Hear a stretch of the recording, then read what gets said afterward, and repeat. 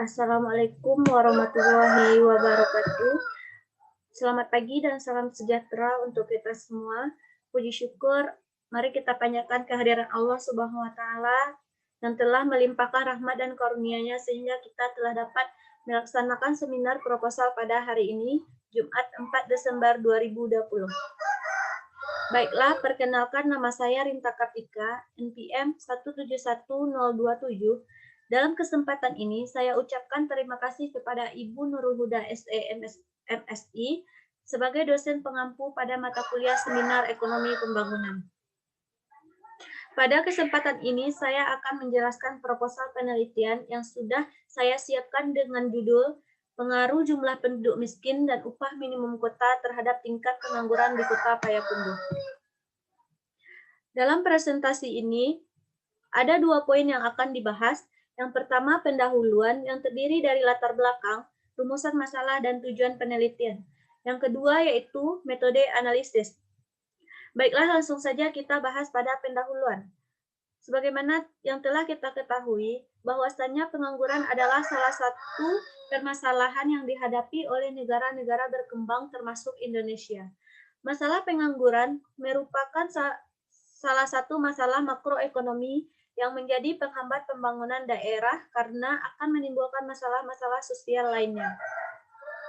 Menurut Yanuar tahun 2009, pengangguran adalah keadaan di mana angkatan kerja yang ingin memperoleh pekerjaan tapi belum mendapatkannya. Umumnya, pengangguran disebabkan karena jumlah pencari kerja tidak sebanding dengan jumlah lapangan pekerjaan yang tersedia. Pengangguran sudah menjadi masalah bagi perekonomian negara sebab karena adanya pengangguran, produktivitas dan pendapatan masyarakat berkurang. Akibatnya, timbullah kemiskinan dan masalah sosial lainnya. Pada latar belakang penelitian ini, Payakumbuh sebenarnya adalah kota dengan pertumbuhan ekonomi tertinggi di Sumatera Barat. Pertumbuhan ekonomi diharapkan mendorong terciptanya lapangan kerja baru. Idealnya, pertumbuhan lapangan kerja baru dapat lebih tinggi dari pertumbuhan angkatan kerja sehingga tingkat pengangguran bisa ditanggulangi. Namun sepertinya pertumbuhan ekonomi belum sebanding dengan pertumbuhan angkatan kerja di Payakumbuh.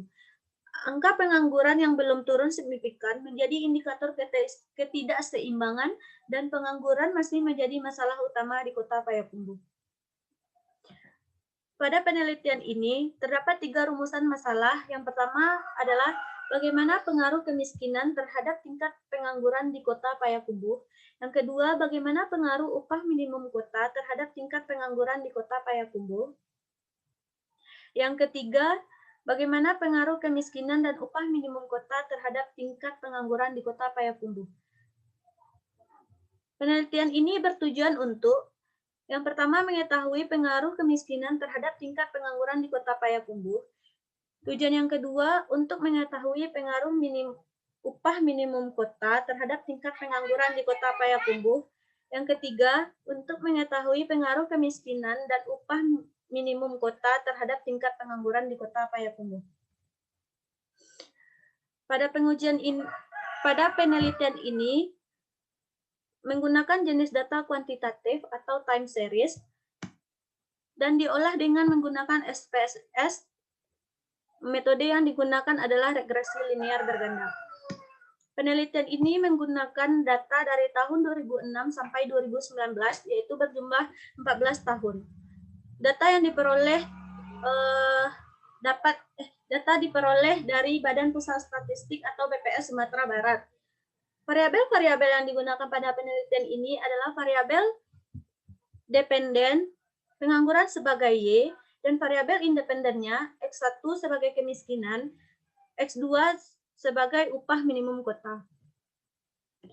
Baiklah, dari hasil yang diolah menggunakan SPSS dengan metode regresi linear berganda dapat diperoleh hasil sebagai berikut dengan dasar pengambil keputusan.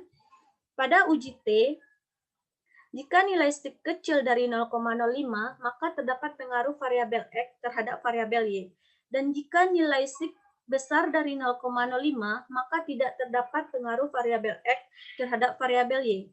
Pada uji F, Jika nilai SIG kecil dari 0,05, maka terdapat pengaruh variabel X secara simultan terhadap variabel Y.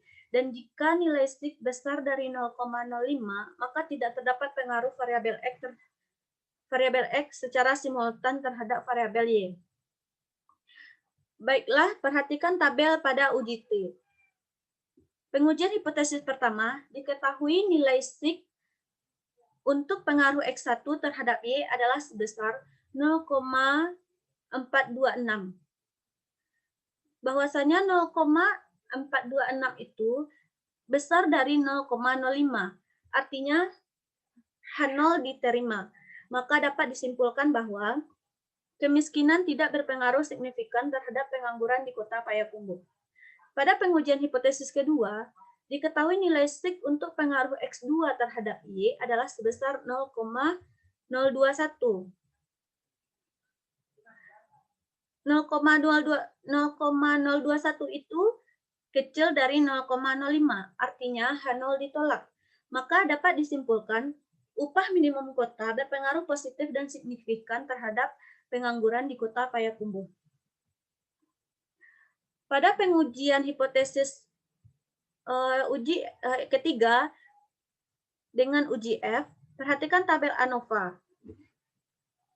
Berdasarkan output di atas, diketahui nilai signifikan untuk pengaruh X1 dan X2 secara simultan terhadap Y adalah sebesar 0,039, bahwasanya 0,039 itu kecil dari 0,05. Artinya, kemiskinan dan upah secara bersama-sama berpengaruh positif dan signifikan terhadap pengangguran di Kota Payakumbuh. Selanjutnya pada poin C, koefisien determinasi, dan pada tabel model summary, perhatikan tabel R-square. Berdasarkan output di atas, diketahui nilai R-square-nya adalah sebesar 0,446.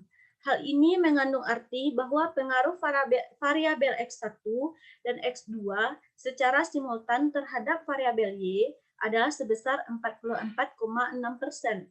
Artinya, pengaruh kemiskinan dan upah minimum kota secara bersama-sama berpengaruh terhadap tingkat pengangguran di Kota Payakumbuh sebesar 44,6%.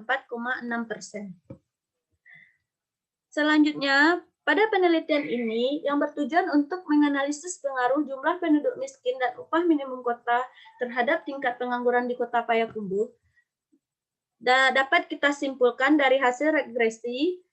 Yang pertama adalah bahwasanya tingkat kemiskinan di Kota Payakumbuh tidak berpengaruh signifikan terhadap tingkat pengangguran di Kota Payakumbuh. Yang kedua, upah minimum kota berpengaruh positif dan signifikan terhadap pengangguran di Kota Payakumbuh. Yang ketiga, secara bersama-sama, kemiskinan dan upah minimum kota berpengaruh positif dan signifikan terhadap pengangguran di Kota Payakumbuh. Dan berdasarkan hasil penelitian dan kesimpulan yang didapat, maka saran yang diberikan oleh peneliti